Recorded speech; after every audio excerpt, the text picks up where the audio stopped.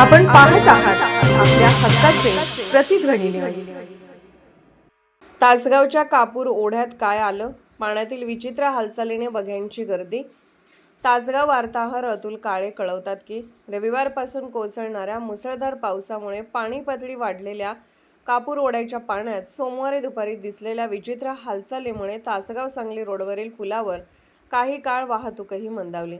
पाण्यात नेमकं काय वाहून आलं या एकाच प्रश्नाने पुलावर बघ्यांची मोठी गर्दी जमली होती।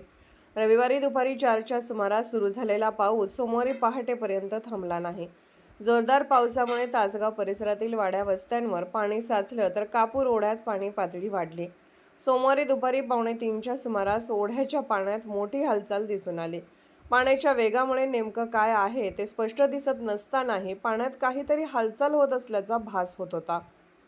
नागरिकांनी दुचाकी चारचाकी थांबवून पुलावर गर्दी केली। एखादा मोठा जलचर प्राणी वाहून आला की काय किंवा पाण्याच्या प्रवाहातून एखादा मोठा मासा आला असावा अशी चर्चा नागरिकांमध्ये सुरू झाली। काहींनी मोबाईल काढून व्हिडिओही काढले। पाण्याच्या प्रवाहात लांब हालचाल होत असल्यामुळे नीट काही दिसत नसले तरी काय असावं या कुतूहलापोटी नागरिक पुलावरून खाली ओढ्याकडे डोकावून पाहत होते। हे पाहण्यासाठी गर्दी बराच वेळ कायम होती। वन विभाग आणि स्थानिक प्रशासनाकडून याबाबत कोणतीही अधिकृत माहिती मिळाली नाही। मात्र या घटनेने कापूर ओढ्याभोवतीचा परिसर काही काळ चर्चेचा विषय बनला होता। आपण पाहत आहात प्रतिध्वनी चॅनल। अशाच बातम्या पाहण्यासाठी आमच्या चॅनलला सबस्क्राइब करा आणि बेल आयकॉनवर क्लिक करा।